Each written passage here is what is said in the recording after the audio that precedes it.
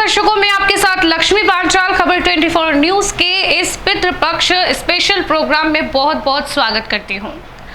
देखिए, मृत्यु होना निश्चित है। यदि जन्म हुआ है तो मृत्यु का होना तय है।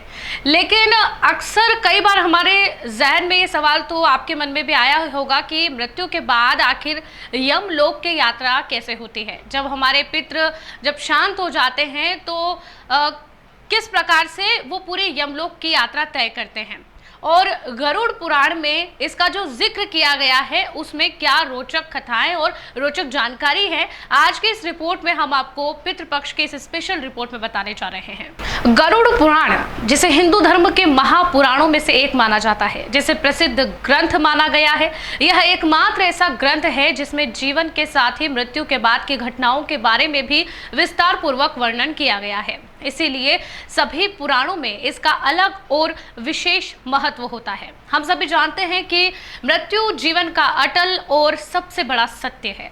गरुड़ पुराण में भगवान विष्णु अपने वाहन पक्षी राज गरुड़ को मृत्यु और मृत्यु के बाद की घटनाओं से संबंधित गूढ़ बातों के बारे में बताते हैं, जिसे गरुड़ पुराण में बताया गया है। हम आज आपको इन्हीं बातों के बारे में बताएंगे और यमलोक की यात्रा के बारे में बताएंगे कि मृत्यु के बाद कैसी होती है आखिर ये यमलोक की यात्रा। गरुड़ पुराण के अनुसार मृत्यु के बाद आत्मा को दिव्य दृष्टि प्राप्त होती है और इसके बाद उसकी यमलोक यात्रा शुरू हो जाती है। इस यात्रा के दौरान जीवात्मा को भिन्न भिन्न जगहों से गुजरना पड़ता है और इस दौरान आत्मा अपने जीवन में पाप पुण्य जैसे भी कर्म किए होते हैं, उसी के अनुरूप सफर में उसे आगे भेजा जाता है।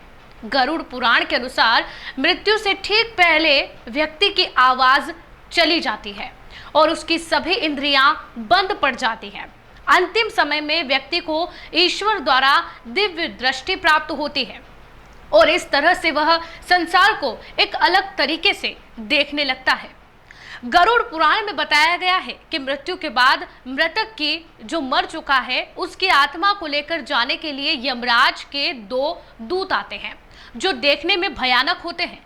कहा जाता है कि यमदूत आत्मा के साथ वैसा ही व्यवहार करते हैं जैसा उसने अपने जीवन काल में अन्य लोगों के साथ किया होता है। यदि मृतक अच्छा, सच्चा और पुण्य कर्म करने वाला होता है तो उसे प्राण त्यागने में कठिनाई नहीं होती और यमदूत भी उसे बिना कष्ट दिए यमलोक में ले जाते हैं। लेकिन अगर वही मृतक ने अपने जीवन में पाप कर्म किए होते हैं तो वह बहुत ही पीड़ा में प्राण त्यागता है और यमदूत उसके गले में पाश बांधकर उसे घसीटते हुए यमलोक ले जाते हैं। साथ ही ऐसे लोगों की आत्मा को यमलोक में भी बहुत यातनाएं दी जाती हैं।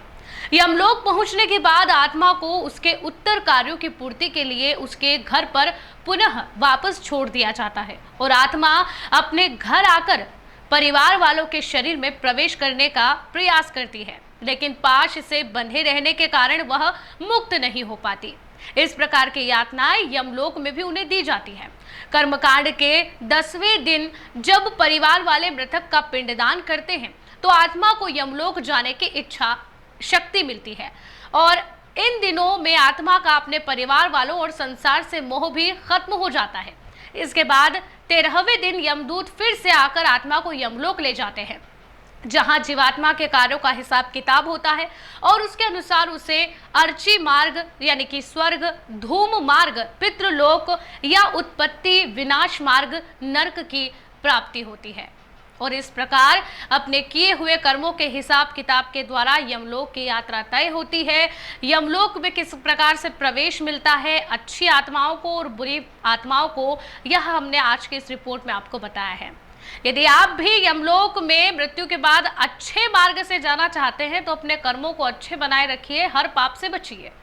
आज की इस रिपोर्ट में फिलहाल के लिए इतना ही। खैर, मृत्यु निश्चित है तो इस बात पर विचार अवश्य कीजिएगा। और यह जानकारी आपको कैसी लगी, खबर 24 न्यूज पर लगातार जो जानकारी आपको दी जा रही है कैसी लग रही है, कमेंट करके हमें जरूर बताएं। हमारे यूट्यूब चैनल को ऐसी जानकारियां प्राप्त करने के लिए सब्सक्राइब जरूर कर लें, वीडियो को लाइक जरूर करें।